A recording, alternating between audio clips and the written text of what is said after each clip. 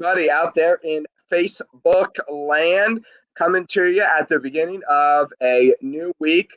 Batteries recharged, refreshed, and ready to go. My name is Judah Hoover, and this right here is my good friend and co-host Josh Weidman. By the way, dude, I didn't. I just interrupting show introduction to say this.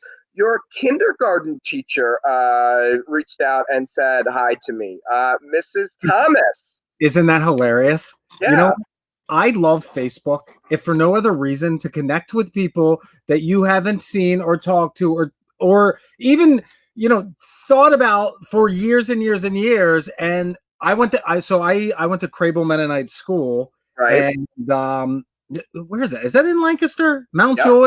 Wherever it is. Yep. But for elementary school. And she sent me this message, and I'm like, you got to be kidding me. What a small thinking world. Dear listeners, please, in the comments, list some of the activities that you think Josh did that even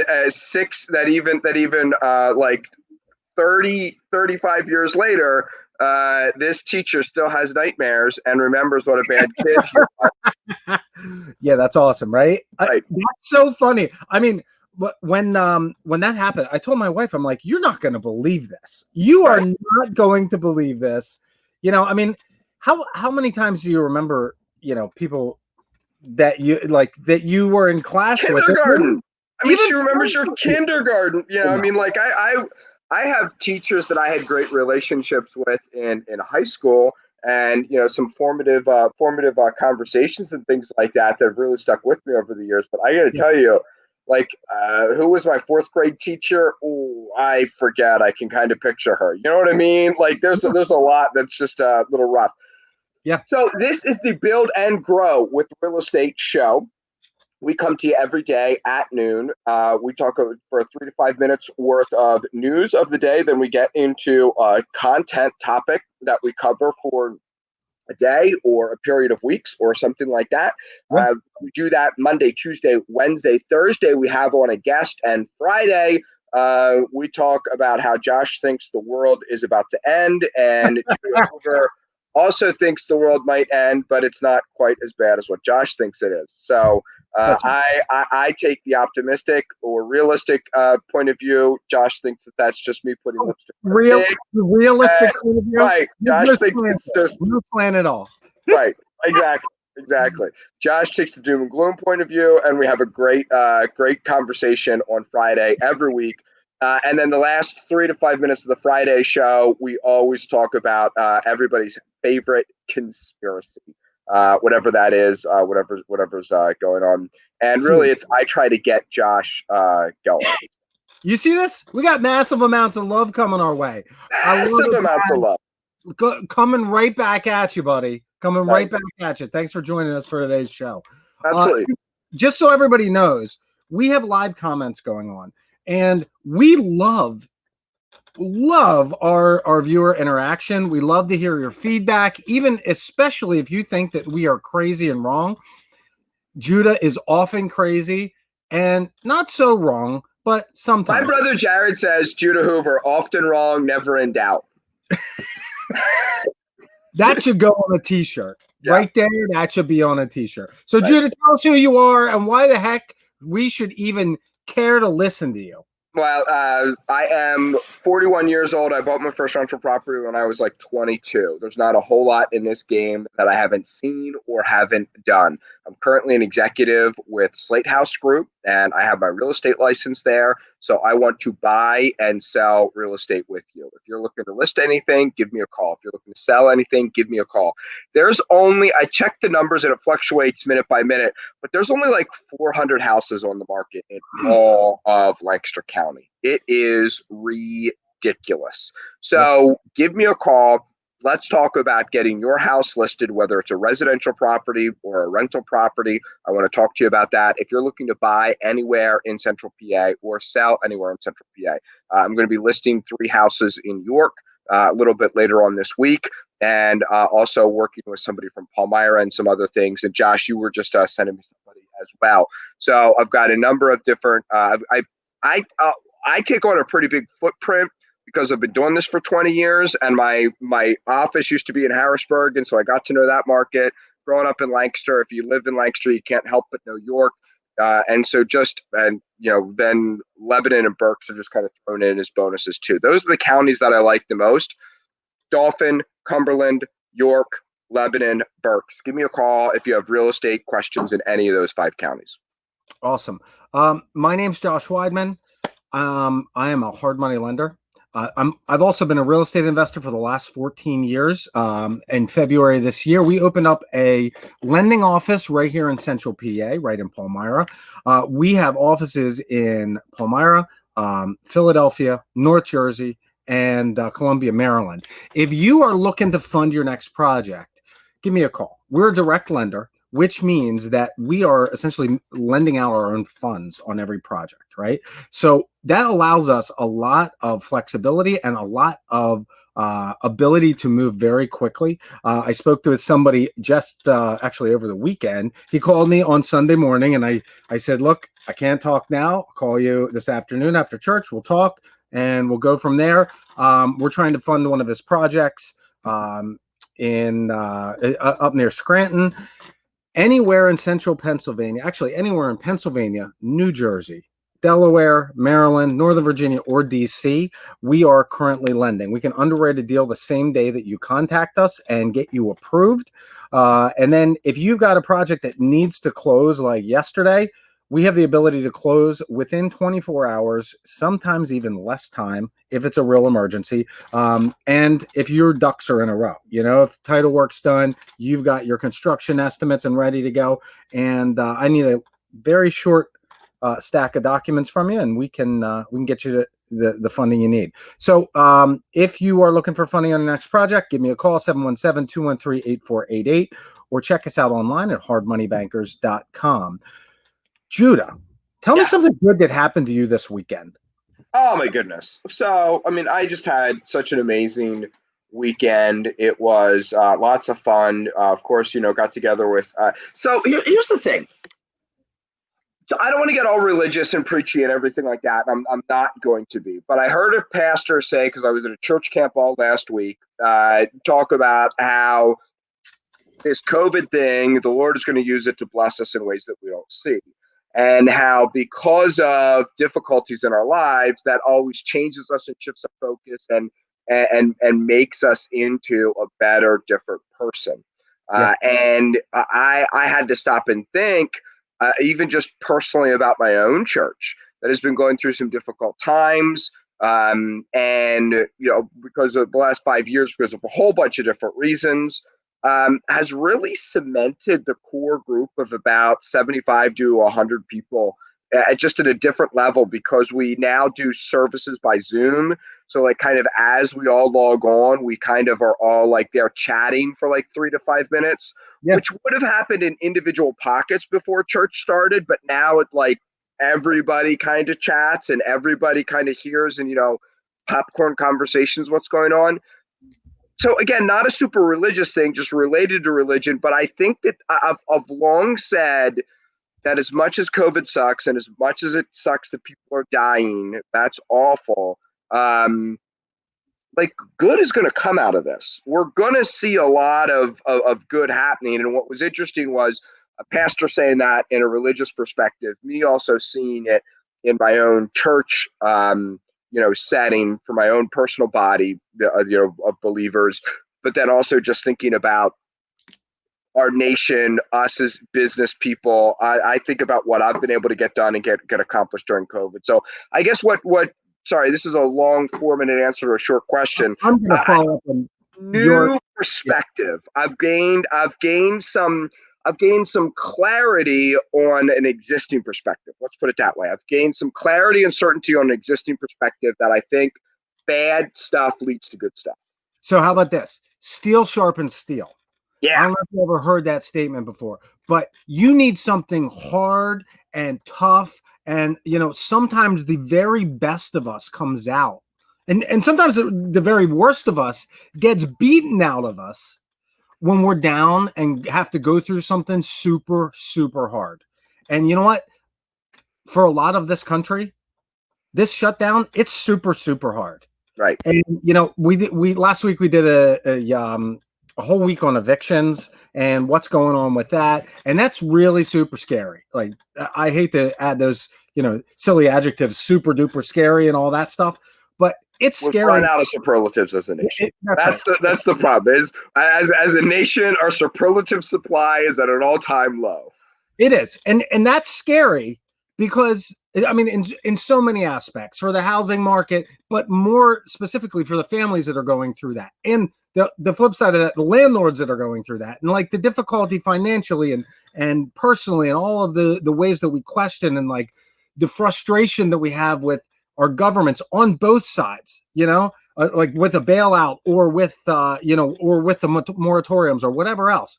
But you know what? It brings out it boils off the excess. It gets rid of the stuff that we don't really need in our life. And I'm Right. not talking I'm not talking possessions. I'm talking more so the things that maybe we took for granted. Like sitting and watching TV for 2 hours at night.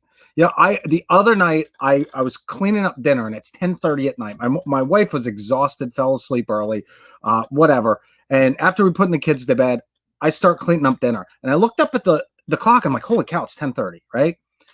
And I know I'm getting long with this, but the bottom line is I looked at it, and then I started thinking about all of the things I had done throughout the day, and all of the things I had accomplished, and not just work related, but like I got to spend 2 hours at the end of the day reading stories to my kids and talking about the day, and like the personal interactions that I had with a couple minutes with my wife at the end of the workday, and running over here and getting this done, and then going to baseball practice, and yada yada yada.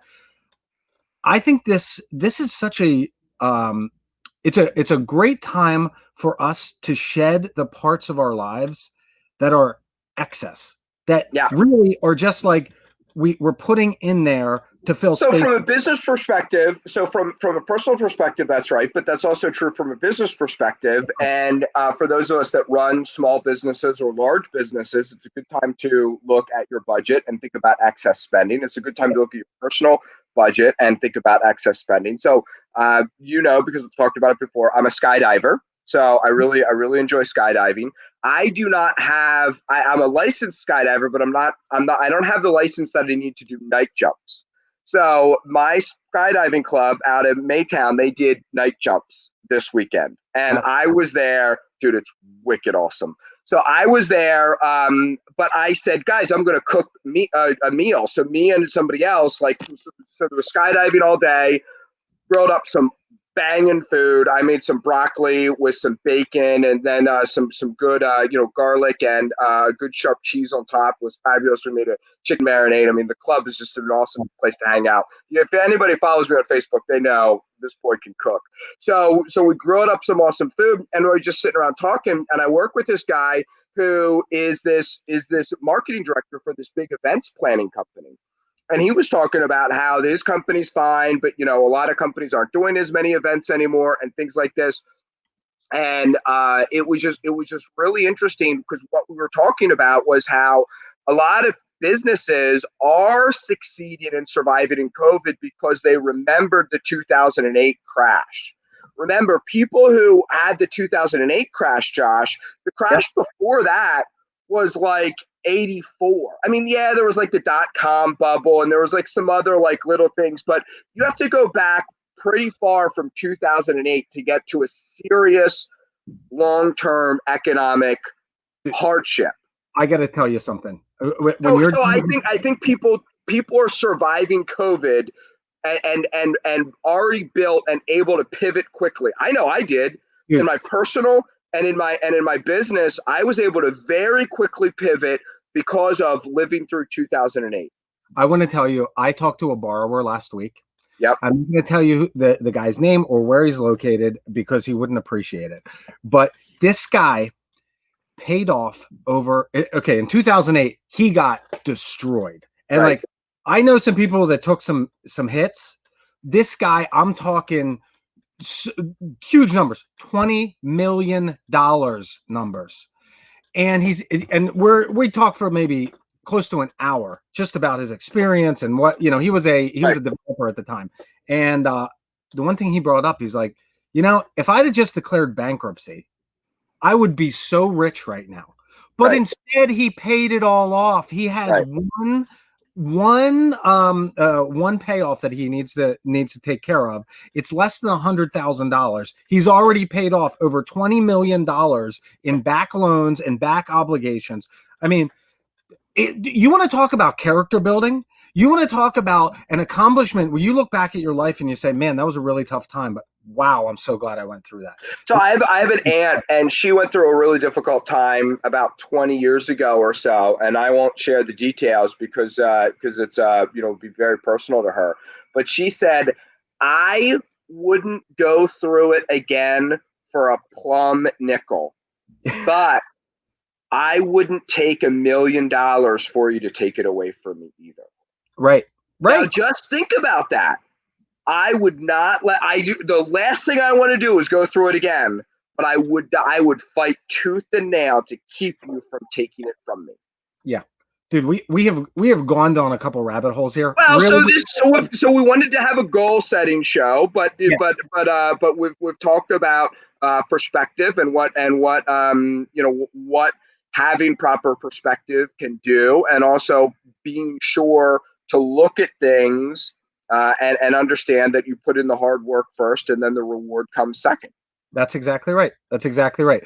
So I'm gonna pull this up. I wore my Chasing Greatness t-shirt today just for our goal setting session. I'm ready to rock and roll. Are Dressed you ready for to rock and roll? Okay, there we go. We are ready to rock. come on, man. Listen. Josh, dude, you have a talent for putting together PowerPoints, my friend. You are great at this. Listen, I try to boil everything down to the essence. And actually, that's what this conversation is about today, is Yep. boil things down to the essence when you're setting goals. And, the first slide I have here, I think is an important one. I'm not going to spend a lot of time on it because there's plenty of YouTube videos and people that talk about dreams versus goals. But Judah, you sent me a couple notes that I want to bring up here. So, I think this is the context to bring them up. Okay. So a lot of people, when they talk about goals, they're going to be like, man, I want to be rich. I want to make a lot of money. I want financial freedom. I want, this big pie in the sky idea.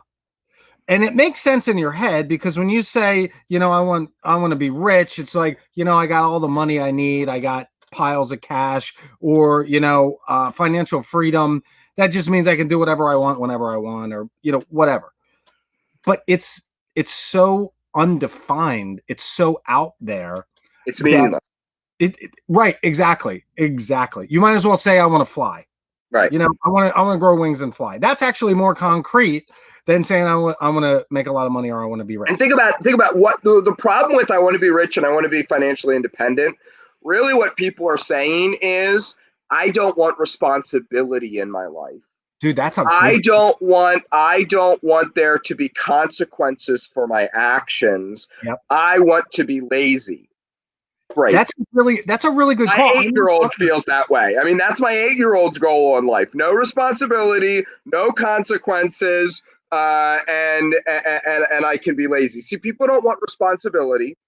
People don't want responsibility. People don't want to have consequences because they know, well, if I have $1 million in the bank, yeah, I can get drunk and drive my car however I want. And if I crash into somebody, that's fine. I'll just, buy them, repay off their car and buy them a new car. Now that's obviously like unresponsible. But the point is, people subconsciously believe if they have enough money, they can solve any problem. Therefore, they can act like an idiot and they don't need to think about their choices because they can just solve it with money. They literally want to be able to throw money at the problem. The problem is having such a loose definition and such a sloppy view on capital means capital is never going to come to you. Like Napoleon Hill says, those that respect and love money, it goes to where it is treated well. And if your idea of treating money is that it is just this thing that exists to solve your problems for you, money's never going to come its way to you. Beautiful. So we talk about a dream. Now, a goal, think about a goal as like a destination on a map, you know, and this is a 4-dimensional map. You know, you have the 3-dimensional world, but you also have the time factor in there. And you know, to define that, it's a concrete position in space and time. It's not I want to be rich. It's I want X amount of dollars on this date, you know, next year. Right. Whatever. A good way to think about that. I like the SMART goal setting model. I don't know if Yep. you've ever seen this before, Yeah, but yeah. It's a good way to set goals. yeah, specific, exactly what you want, measurable. It has to be a quantity. It has to be something whether you can say, did I accomplish it or not accomplish Not it? I want to lose weight. It's not I want to feel better. It's not I want to run more. Yeah.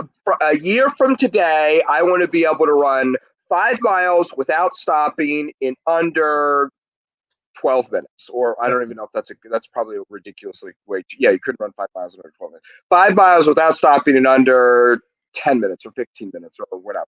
Judah, maybe you can do that. Right. The point is that's what your goal needs to be. Right. And that 6 months from now, I want to be able to run 2 miles without stopping. yeah. A month from now, I want to run a mile without stopping. Over this week, I am going to get up and run 4 days out of the 7 days of this week.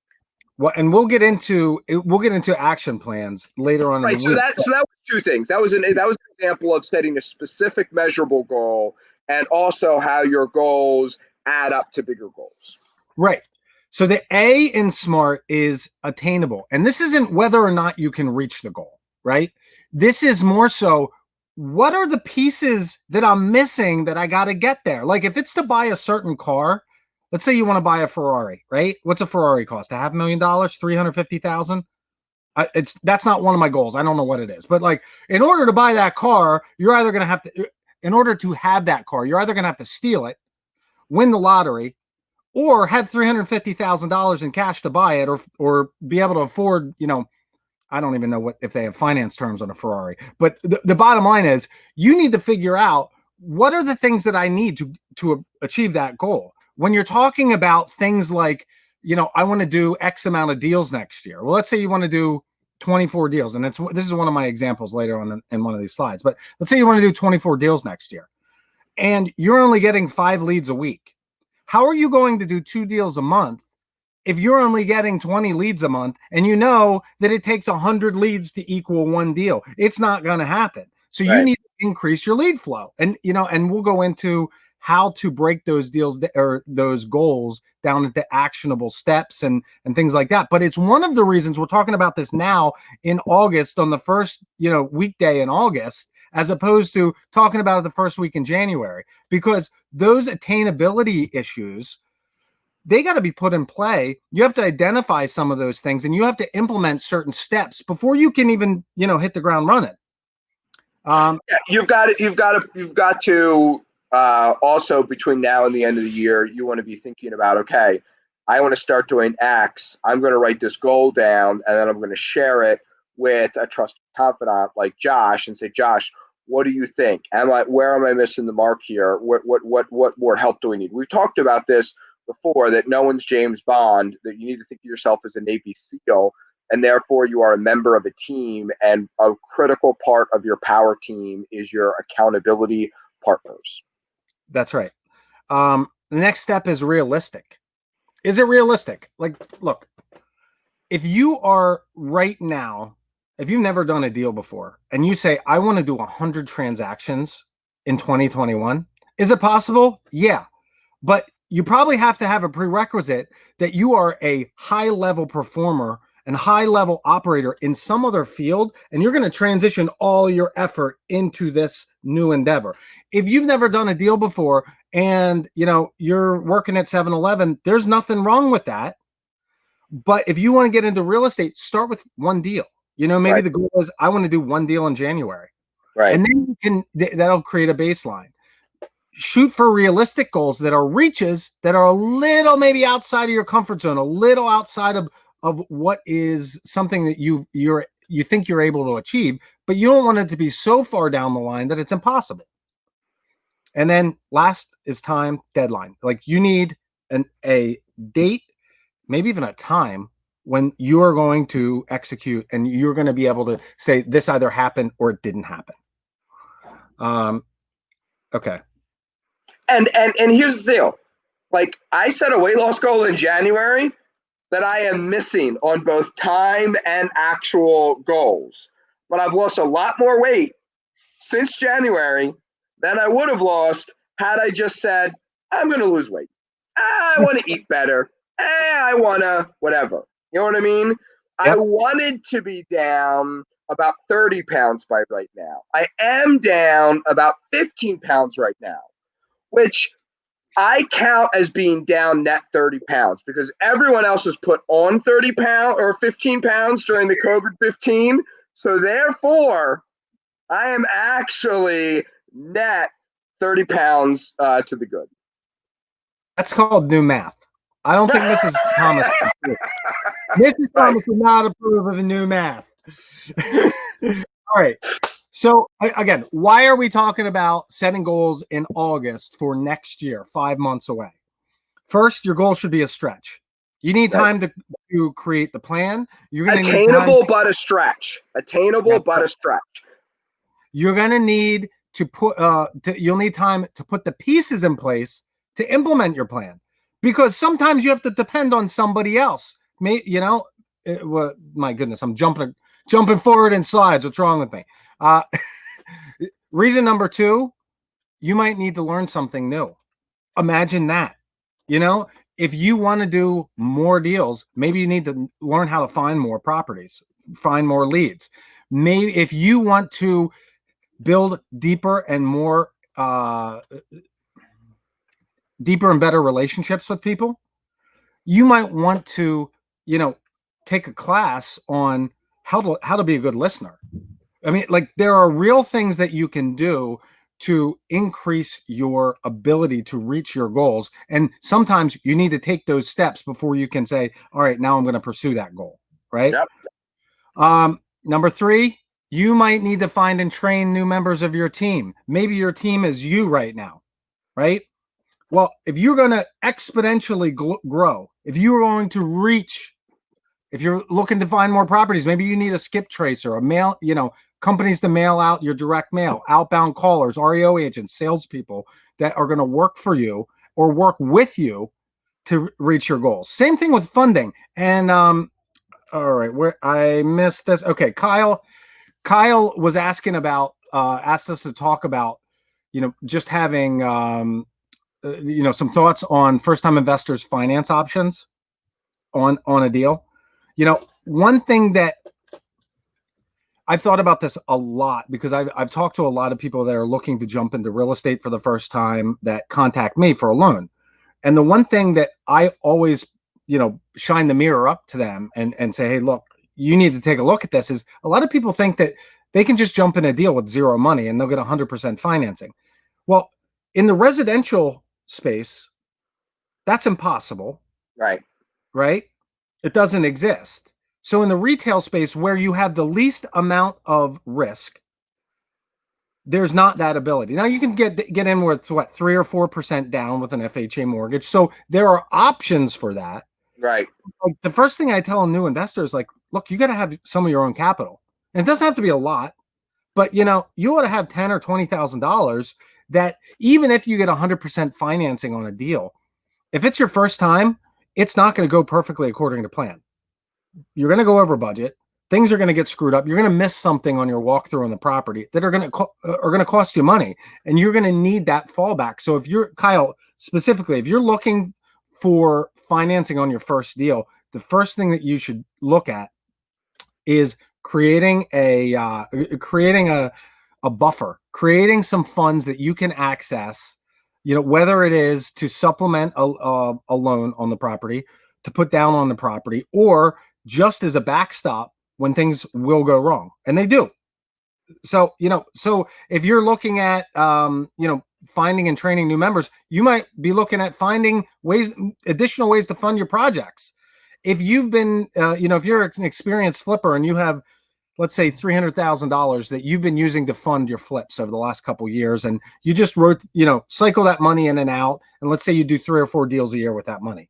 Well, if you want to expand to 20 units, you still have that $300,000, but you really need some private lenders, some hard money lenders, some mortgage brokers, some private funding to supplement that 300 grand so that you can, leverage it and do more deals. And then on the other side of that, if you're going from 5 deals or 4 deals to 20, the biggest thing is going to be project managers and contractors. You will absolutely need a good team to fill that out. And look, that's why we're starting in August. But you also don't, this is why it's also attainable, because you can't scale something that you haven't first done. Right. So you can't scale something to 20 because you can't hire a good project manager if you haven't managed projects yourself and know what skill sets to be looking for. You know what I mean? You can't, I come across people who they've never done a deal before, and they want their first deal to be a 300 unit apartment complex because they read a course about how that's possible. And I'm like, yeah, I mean, in a nation of 350 million people, there might be 1 or 2 that have done that, but it's just very, very unlikely. That's right. Yeah. The number one reason why to start now, as opposed to start January 1st, the clock starts ticking in January. January 1 is the beginning. I wouldn't even say the first step, but it's certainly the first step in your timeline when you're setting goals for next year. All right. All right. So how's this work? I like starting with 3 goals. I like breaking things into 3 separate categories because you know what? In the past, I've made 10 or 15 goals for the year, and my focus is scattered all over the place. Right. When you are super, super focused on what you want to accomplish in different aspects of your life, you feed off of everything that you do. Everything you do is gauged by the question, like, is this getting me closer or further away from reaching my goal? Is going to this networking event going to get me closer to hitting this goal, or is it going to be further away? Is spending time, with my wife going to get me closer or further away from this goal? Is sitting in front of the TV and zoning out for 4 hours going to get me closer or further away from this goal? Everything that you do can be, and I'm not saying don't take a break from time to time, but like can be and really should be focused on reaching those levels of achievement in your life. Yeah, we're gonna dive deeper into that at the end of this, not at the end of this week, as the week unfolds. That's right. So I like to break things into 3 categories. I got my health and personal development. I've got my relationship development, and I have business development. Now, if you are a person of faith and that is really important in your life, I would put that into health and personal development or relationship development. These are focuses that whatever your lifestyle is, whatever your goal in life is, focus those things. And these are just examples, but I said, look, health and personal development, I'll weigh 180 pounds by April 1st, 2021, and I'll maintain that weight for 9 consecutive months through the end of December. Right. There we've got a clear goal. We've got a timeline, and we've got something that we can gauge whether it can happen or not, whether it's happening, whether it's not. Relationship development. I really value my relationship with my wife. I think it's really a foundation of my life, and whether that relationship is going well or not so great, has a huge impact on my personal feelings about myself and my life in general. So I want to dedicate four nights a month in 2021 to spend with my wife. That means no cell phone, no kids, no other distractions. 4 date nights per month. 4 date nights per month. That's 1 date night per week. That is an excellent goal, my friend. Yeah. These, I'm not even saying that these are really my goals, but I'm using these as examples, right? And then business development, I want to complete 24 transactions in 2021. That's 2 a month. And on the surface, it doesn't seem like much because it's really not. 2 a month is a decent focus. But, and we'll talk about this later. One of the things that you got to realize with 2 a month is that in order to close 2 a month and execute and complete 2 a month, that probably means I need 3 or 4 contracts or 3 or 4 contracts, properties under contract. Gee whiz, Judah, I can't speak.